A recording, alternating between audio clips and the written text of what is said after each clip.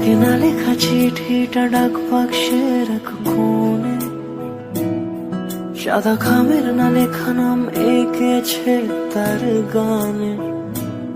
তোমাকে না লেখা চিঠিটা ডাক বাক্সের। Everyone, good morning. কেমন আছো সবাই? আশা করছি ভালো আছো। আমিও ভালো আছি। সোনাদাদি চ্যানেল নতুন আরও একটি ব্লগে তোমাদের ওয়েলকাম জানাই। তো উঠেছি কিছুক্ষণ আগে উঠেছি। আজকে যেহেতু শীতল পুজো না শীতলা পুজো যাই কিছু একটা হবে, তো এখানে এরকম নিয়ম আছে, মানে আমার শ্বশুরবাড়ি এলাকায় নিয়ম আছে যে আর মানে যে বাড়িতে পুজো হবে সেই বাড়িতেও হবেই না, তাছাড়াও প্রত্যেকটা বাড়িতেই আজকে উনুন জ্বালানো যাবে না যতক্ষণ না পুজো শেষ হবে আর কি।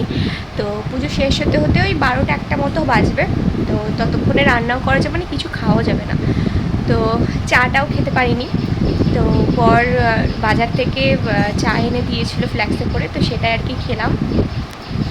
খেয়ে হচ্ছে গিয়ে এবার যাবো হচ্ছে এই চুলটা আঁচড়াচ্ছি, চুলটা আঁচড়ে আর ওদিকে ছেলে আমার ঘুমোচ্ছে।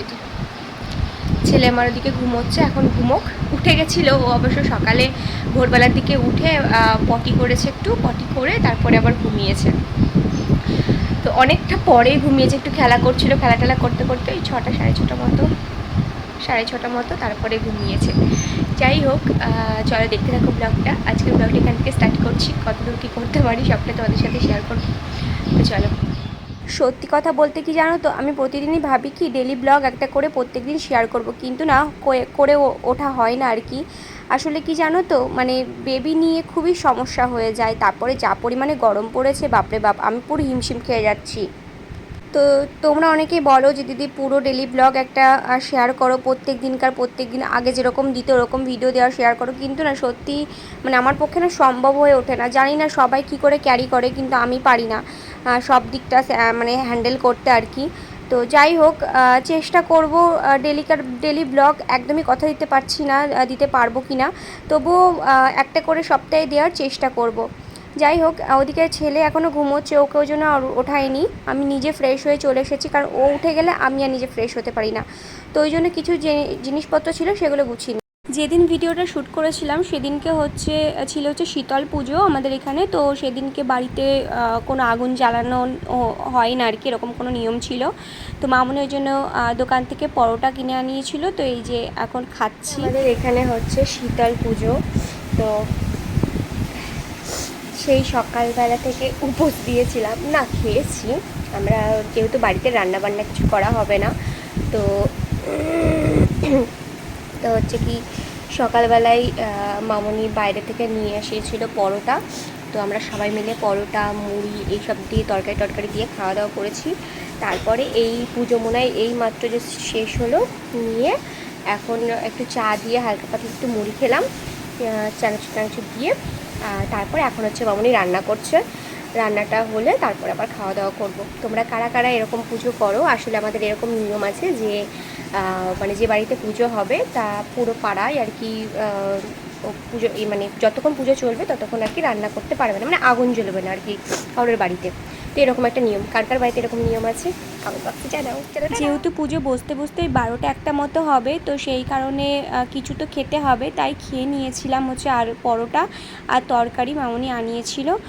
আর হচ্ছে কি রাত্রিতে হবে রান্না, মানে ওই বিকেল টাইপটাতে রান্না হবে আর কি। সেই জন্য দিদা ওইদিকে সবজিগুলো কুটে রাখছে, ফ্রিজে রেখে দেবো, একদম বের করে তারপর রান্না করা হবে।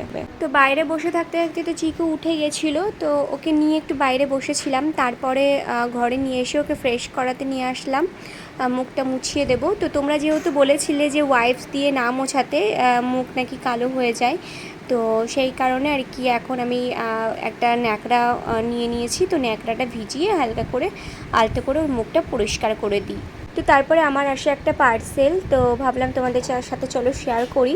তো আমি এটা চিকুর জন্যে মেনলি অর্ডার করেছিলাম। ডক্টরে আমাকে বলেছিল ওর জন্য যেহেতু 1 মাস হয়ে গেছে, তো এখন ওকে হালকা পাতলা করে তেল তারপরে ক্রিম লাগানো যেতেই পারে। তো তোমরা অনেকেই অনেক রকমের সাজেস্ট করেছো, তো আমি হিমালয়ারটাই এখানে বেছে নিয়েছি। ডক্টর আমাকে হিমালয়ারটাই বলেছে। তো যে তেলটা ওকে ম্যাসাজের জন্য দেওয়া হয়েছে সেটা ডক্টরে আলাদাভাবে সাজেস্ট করেছে, ওটা লিখেও দিয়েছে প্রেসক্রিপশানে।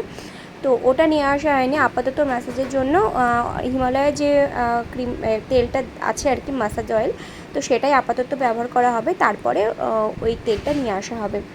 যাই হোক, এদিকে দেখো অল্প করে তোমাদের সাথে শেয়ার করে দিচ্ছি। আমি মেনলি কিন্তু এই বক্সটার জন্যই কিন্তু অর্ডার করেছিলাম, নয়তো ছড়িয়ে ছিটিয়ে থাকে ক্রিমগুলো, ওই জন্য বক্সের মধ্যেই থাকবে।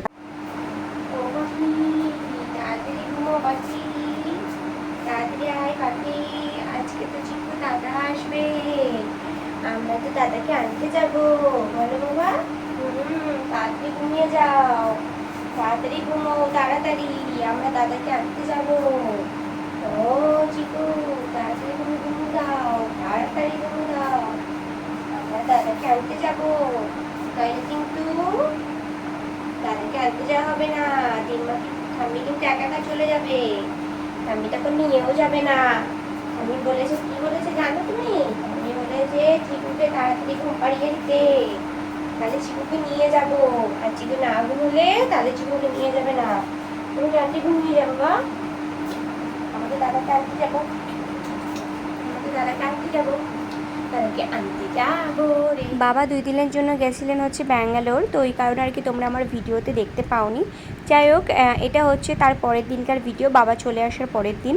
তো বাবা আর মামনি যাচ্ছে হচ্ছে চিকুর জন্য একটা ফ্যান নিয়ে আনতে, ছোট ফ্যান।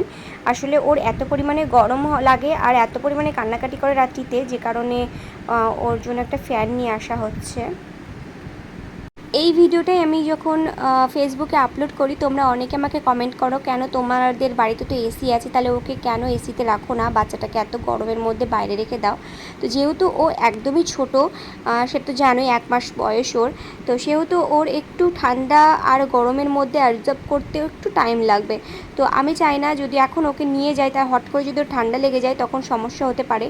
তাই ওকে আপাতত বাইরেই রাখা হয়, এসিতে নিয়ে যাওয়া হয় না, যদি ঠান্ডা লেগে যায় বাই চান্স, তো সেই কারণে। তো 4 মাস কিংবা 5 মাস পর থেকে ওকে হালকা হালকা এসিতে নিয়ে যাব।